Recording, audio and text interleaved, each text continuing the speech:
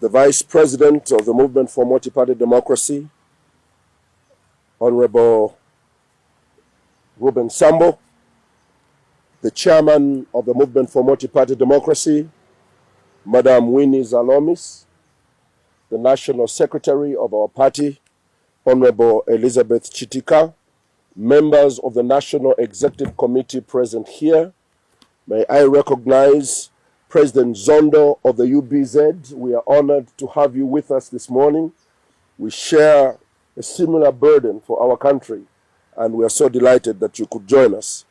May I recognize all the provincial leaders that are present with us, our district officials, and may I also recognize the members of the press for whose purpose we have gathered here so that we could communicate with the nation through you. Today, I choose to speak to the core and the very soul of our nation. I further choose to bear my soul to the nation and hopefully define my long-held vision of Zambia shall be saved.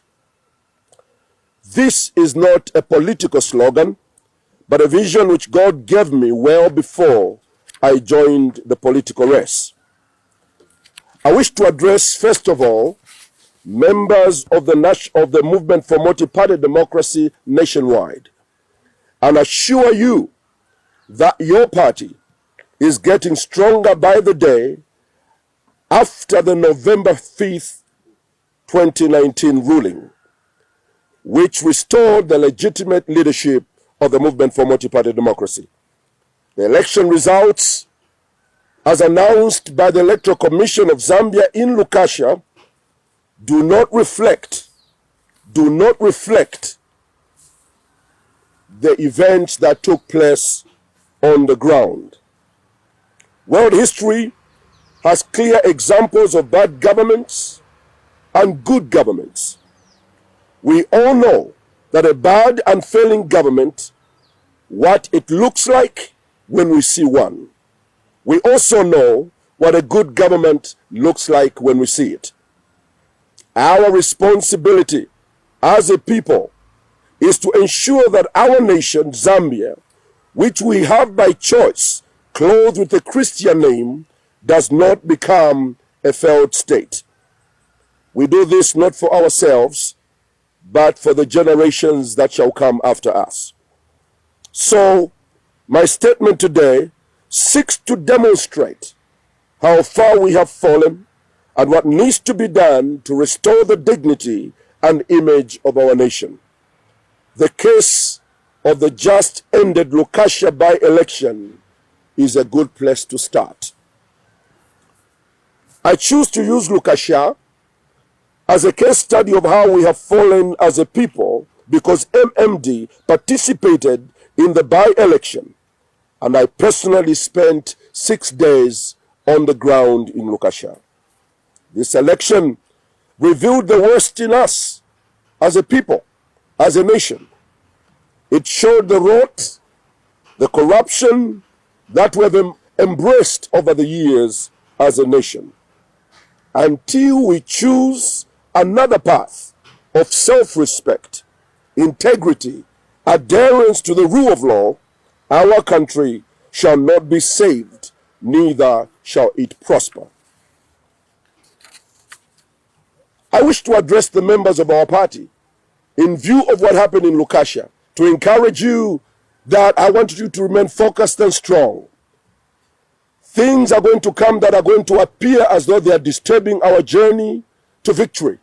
But 7 times you fall and 7 times you rise again. Those things that are schemed against you, God uses them for good. And that's why the Bible is very clear that it does not matter what man tries to do to stop your destiny. Even if when it looks that you're succeeding, God is supreme and he's turning the tables in your favor. So MMD, be strong. The election results, as announced by the Electoral Commission in Lukashya, do not reflect our performance in the just ended election. We did not get 114 votes. I'll repeat, we did not get 114 votes. The privileged information that we have has revealed that MMD was targeted for humiliation by use of pre-marked ballots and the swapping of ballot boxes. This strategy of our colleagues in government has been to destabilize the MMD and to find a way to make the nationwide structures move to them. It is against this background that a group led by one Raphael Nakachinda, against court judgments, continues to claim to represent the MMD, a party to which he does not belong, with a view to destabilize it. What an amazing thought pattern. For the past 4 years, since Raphael Nakachinda chose to fight against me and the MMD party, my team members have always reminded me never to answer Raphael back. I have kept this advice because it resonates with my personal position. I've kept this advice because it agrees with the way that I run my life and my Christian walk. However, we have now reached a stage where my silence on Raphael's behavior could be interpreted as recklessness on my part if I do not intervene. If he gets the counsel that I'm about to give him today, he shall save his life and that of his family. I know that he understands the spiritual implications of his actions. He understands better that than many other people that I'm not just a politician, I am God's servant. He understands that I'm not just a pastor, I am his spiritual father. Over the weekend, Raphael released a statement in which he called me a fool and by implication a failure in leadership. Before I respond to his words, I wish to confirm that yes, Raphael was brought into the political space by myself. From the spiritual side of things, I can even call him my son. On that basis, as a father, I'm happy with how he has improved his life to own what he owns today and to land a nomination from President Lungu, especially that I know where I got him from. I salute the progress that he has made. I'm happy for him. I'm happy for him and his family. And that's what fathers do. Our responsibility is to raise our children, create opportunities for them, give them what they need, make them look better than they were before, then let them decide their own destiny and their future. I do not sit here as a failure. My first success is that I brought him up in the manner that I did, from the bottom of my heart. I gave him the best I had, the best moments I had, shared my limited resources with him. Now he's standing on his feet. I'm not a failure because I brought him up and he looks much better than he did when I first found him. To me, that is success number one. And I'm happy to see him drive vehicles bigger than the ones I drive. That's what fathers are there for. We want our children to do better than us.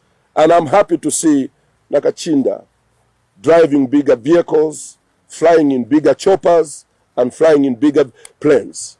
It's a great achievement for him and for his family. It is, however, not a secret that his presumed success has been built at my expense. The more he insulted me, the more support he got from those whose mission has been to stop my God-given destiny. My advice to him, however, is that the end result of his actions will not be different from those who did the same thing in the Bible.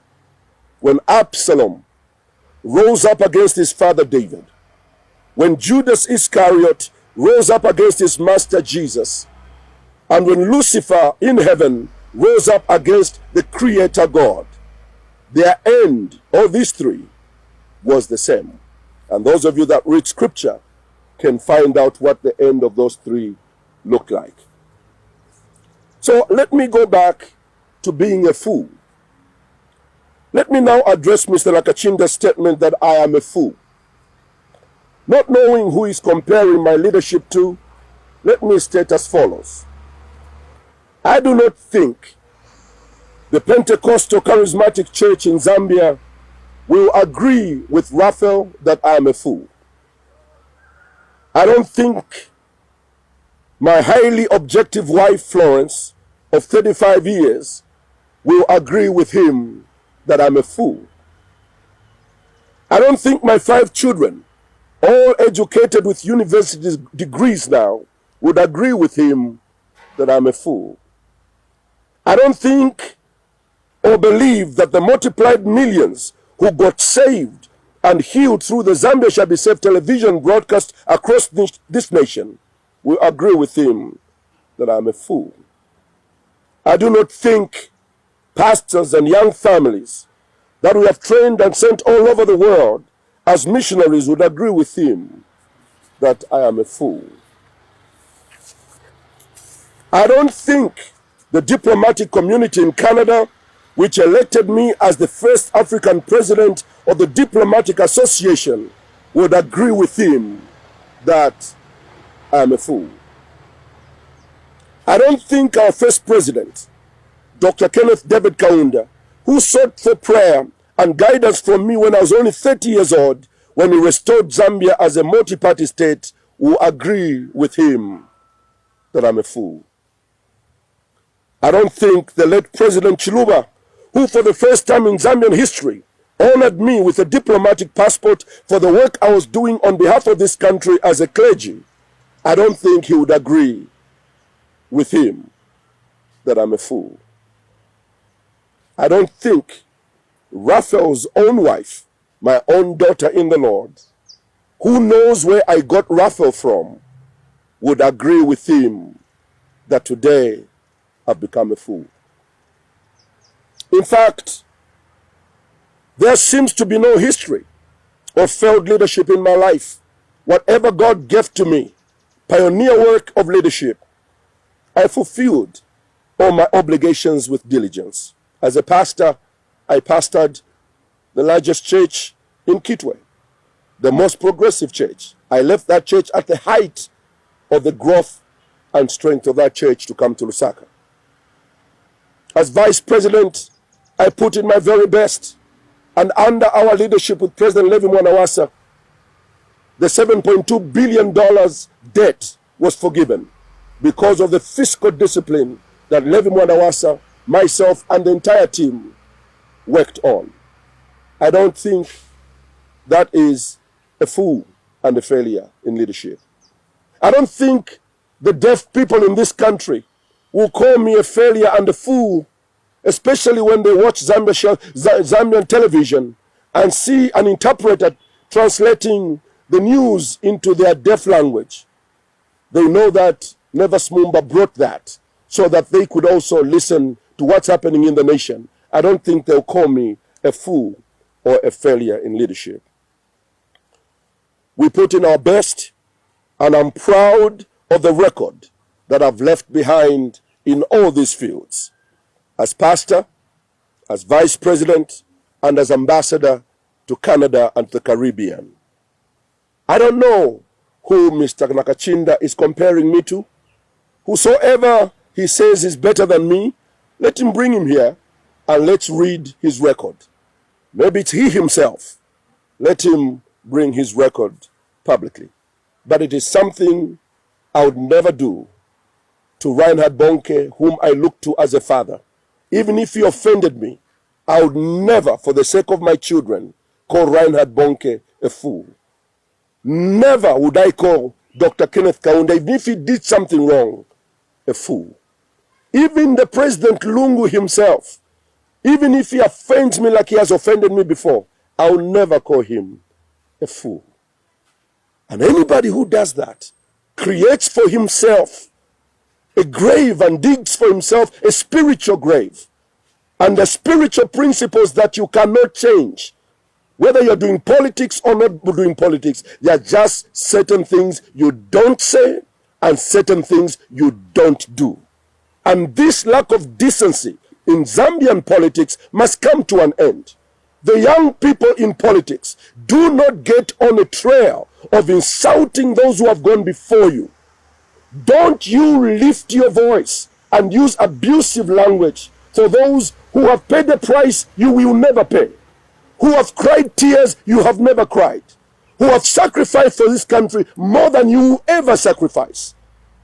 I encourage everybody, not just Raphael, but all the young politicians. Don't do it to please those that are giving you money. It is detrimental to your future. I want to tell Raphael that each time he stands on that platform with the president and speaks against Nevas Mumba, abusive words that you use, he sits there and cringes inside his spirit because he's also human. He's got a spirit in him. He starts to imagine if Raphael can say so about his own spiritual father, what is he going to say about me, who is not his spiritual father, once I differ with him? That's really where it is going. It will only take someone to start to rise up against President Lungu, and they will know exactly who to talk to in order to exercise that kind of activity to bring President Lungu down. It's just, you reap what you sow. You reap what you sow. Not only have I addressed him, but I address every young politician. Stay with facts. Stay with policy. Stay with humility. Because if you go the direction he's going, you will not have longevity in politics. For instance, he has built his entire political career on Pastor Nevas Mumba. What if I retire tomorrow? What happens to his political career? Because President Lungu will not need him anymore. So where is he going to go? Because I'm not there now. Right now, I'm happy he can use my name to get whatever he's getting. But what if I retire? What if Jesus takes me home? Where is he going to latch his anger, his abuse, so that people can keep giving him? I have my own brother, Cosmo Mumba, who, when President Sata was alive, used him as a tool in his hands, moved with him on the chopper, moved with him in the plane, on the platform, just for one job, to speak and insult, to speak against Nevas and insult Nevas Mumba. That was the job of my young brother.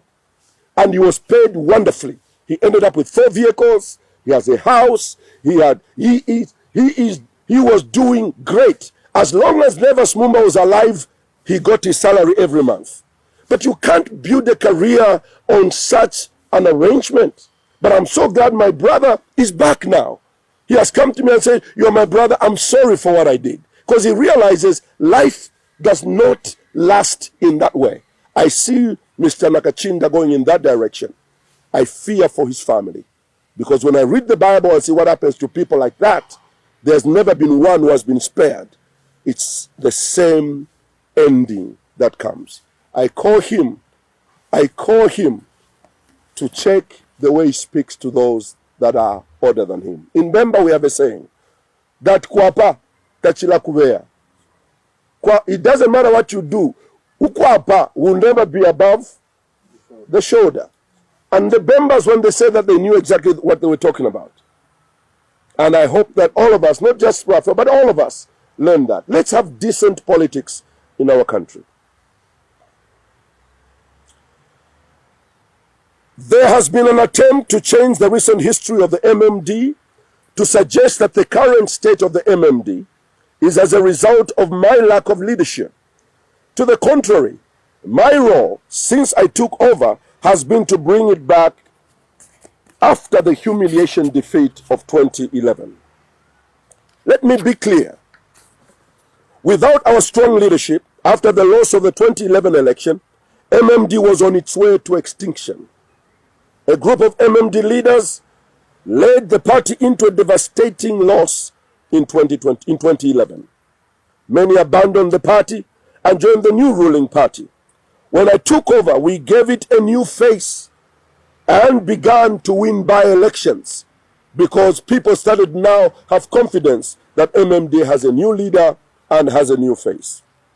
The same group came back and destabilized the party in 2014. This led to a poor performance in 2015. When the party was back in strength in 2016, the same group came back and hijacked the party for 3 years. 10 months ago, we got the party again and started to rebuild it from the injury caused by the same group. Only a strong, proven leadership can rebuild an organization after 3 major assaults, and we did it under my leadership. The constant interference by the same people created an image of instability, which in turn affects voter confidence. It is for this reason that we have decided to deal with this group once and for all and prepare the party for next year's general election. Yes, there are those who feel they are better than us, and MMD can only work under them. Unfortunately, God chooses who he wishes at any particular time. At this time, he has entrusted me and our team that is here today with the responsibility to lead the MMD. Now, allow me to go to the subject at hand. Our claims are based on first-hand intelligence information and the consequent illegal activities which surrounded the just-ended Lukashya by-election. While in Kasama, I had a knock on my door at the lodge where I was staying, where we have been camped, where we were camped as a team. A leader, a senior member of the Patriotic Front, who is also a committed Christian, came to see me at midnight. He looked worried and uncomfortable. He told me to the face that Patriotic Front, under normal circumstances, stands no chance of winning this election as there is no goodwill on the ground. A decision has therefore been made to rig the election.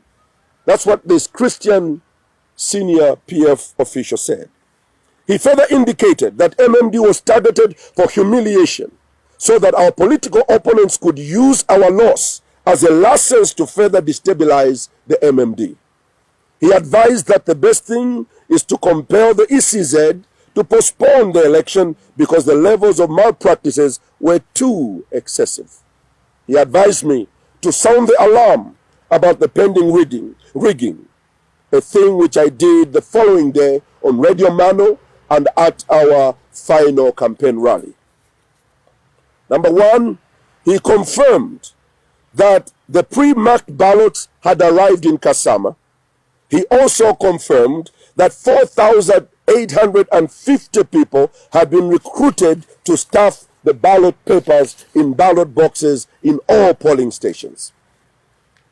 Secondly, he confirmed that Milimi was being distributed in the different wards by DMMU, Disaster Management and Mitigation Unit from the office of the Vice President, and that the PF camps were being supplied by taxpayers' money with foodstuffs in their campaign centers.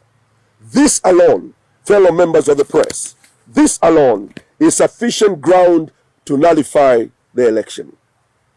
Number three, he also provided information on the many GRZ vehicles being used in the campaign, which we had also seen and noticed.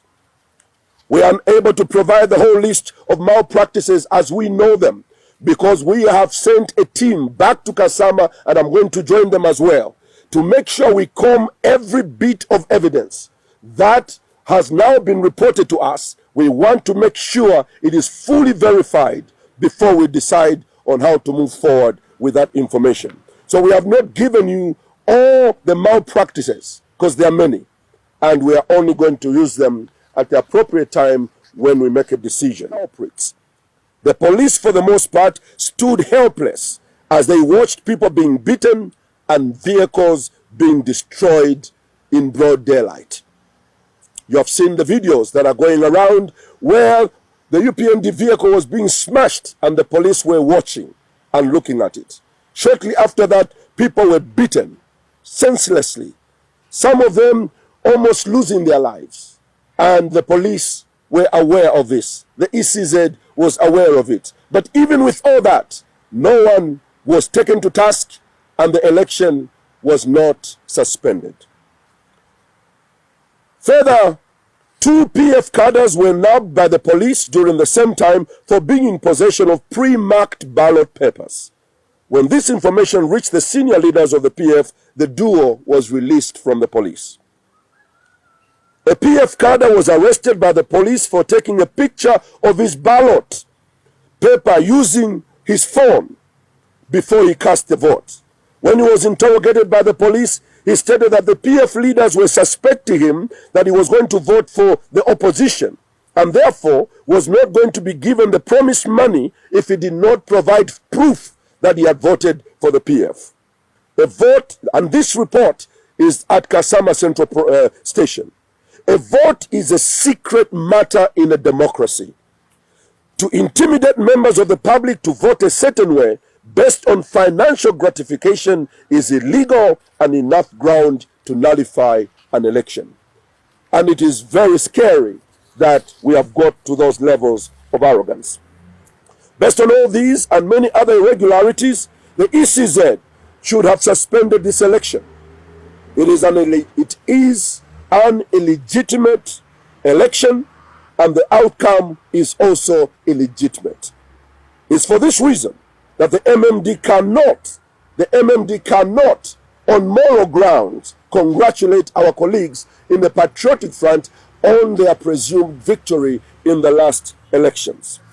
Neither do we agree that the number of votes allocated to MMD are genuine. How can our candidate get 2 votes at his polling station where he voted for himself? His wife was there, his children were there, he's a pastor of the church, and the church members went with him to vote at the polling station, and when they counted the votes, there were 2 votes. What kind of miracle? I believe in miracles, but that kind of miracle is not the miracle that the Zambian people should entertain. 2 votes. Now creating a crisis in the home as to whether the children actually supported him. But I want you to know this did not only happen there. In many, many polling stations, not only MMD, UPND as well, in 6 of them got 0 votes in polling stations.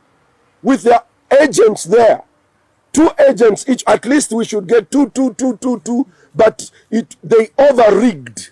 And this is what I wanted to say to whosoever rigged this election. You overdid it.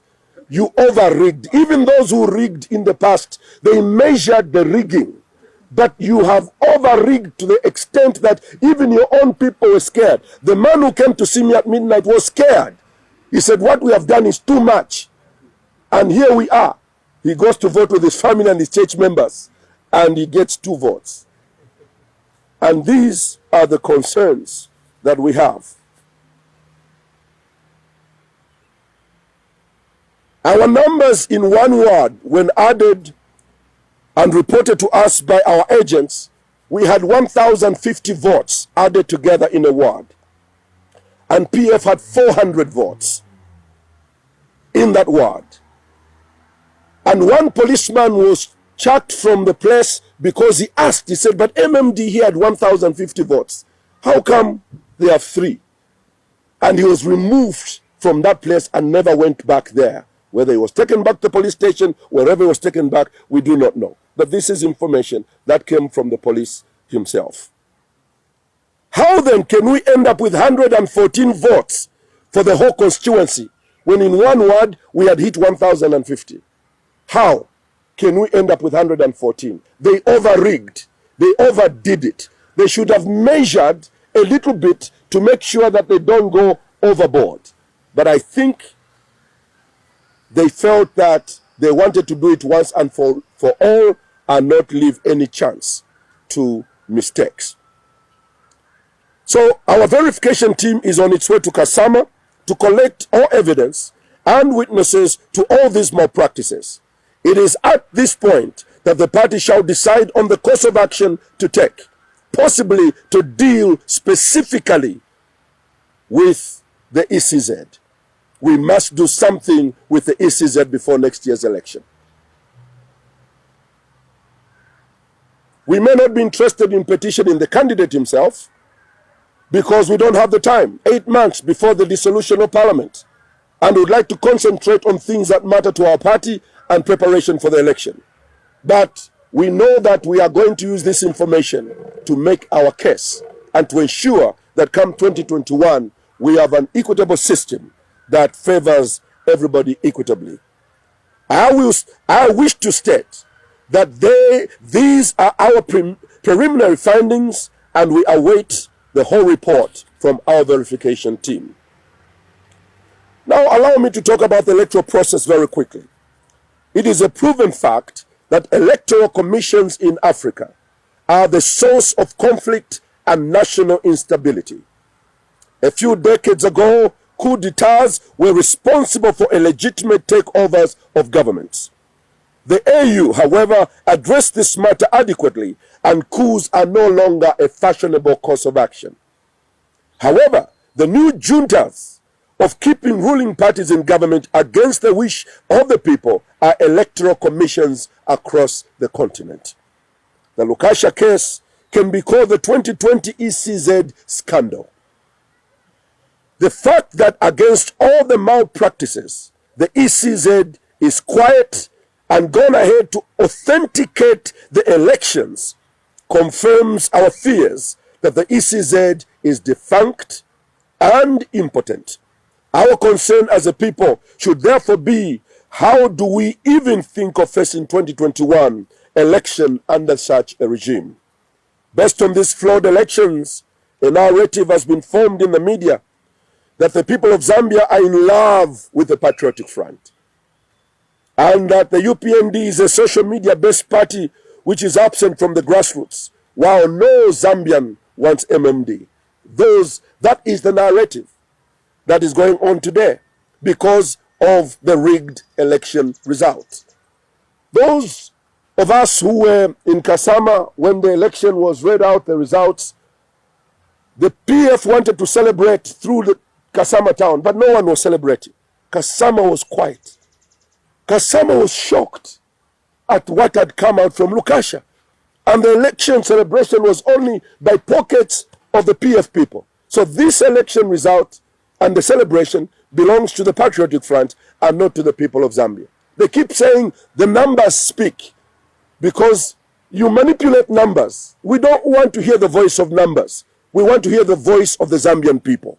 Let us be able to say the voices of the Zambian people are the ones which should speak, and not the numbers that have been manipulated. You can succeed today. You will not succeed tomorrow.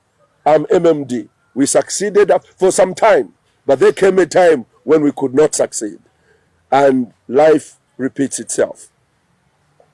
Based on these flawed elections, this narrative makes a new discussion in the nation. The Americans would say that PF are drinking their own Kool-Aid. They make their own drink and drink it. We also wish to announce that we are aware that an IT center has been set up here in Lusaka, which will permanently hack into the ECZ server to manipulate the numbers in the 2021 election. We are following very closely as to how the recruited South African IT guru, whose name I know, shall achieve this goal. The good news is that we know where these facilities are and who is responsible for these facilities. Very expensive investment. And the ECZ will be connected to that center in order for them. That is why they have said they want the results to come straight from the polling stations to ECZ. Then they will hack into the ECZ server. They'll be receiving real-time submissions of election results. That those of you that have got a PVT will not have enough time or equipment to counter-check the information as it is coming out on the other side. And we are ready for that. We have got our own IT team that we are going to work with to make sure that we punch into this system and make sure that a free and fair election is made available for Zambians. Fellow countrymen, as a pastor, politician, my heart tells me that we are on a wrong path. Manipulating the electoral process to remain in power is the most evil act anyone can do. This changes the whole reason for an election. It should never be that the most corrupt should win elections, but the most qualified and the most favored by the electorate loses. Very few African countries have this privilege that we have today. Zambia can start afresh and divorce itself from the list of African states which are failed states in as far as the electoral process is concerned. Give Zambians leaders of their choice and see Zambia get united, develop in leaps and bounds. In conclusion, to the members and the sympathizers of MMD, both at home and in the diaspora, don't lose hope. Some people may call us underdogs as MMD as we head towards 2021 election. In August next year, we shall not be the first underdogs to win a contest. History has demonstrated that underdogs have won more contests than those who call themselves front runners. The Bible, which never lies, assures us with these words, and the last shall be first. When I saw what they did in the manipulation of the votes in Lukashya, I think they wanted to fit in the scripture analysis of the last shall be first. And I want to tell all the Zambian people, all our members across the nation, fear not. Anything that happens to disrupt your journey is not meant to destroy you. We shall make it to the other side, and we shall make it victoriously. Then we jump the rotten ECZ system and elect a president who fears God, and then we will change these systems that have always brought problems for our people. And I'm counting on the church to rise up and recreate the future of this country by giving us a vote as MMD, but more specifically as Nevers Mumba, your brother. I want to thank all of you, members of the press, for coming at short notice. May God bless the New Hope Movement for Multi-Party Democracy, and may God bless the Republic of Zambia. I thank you.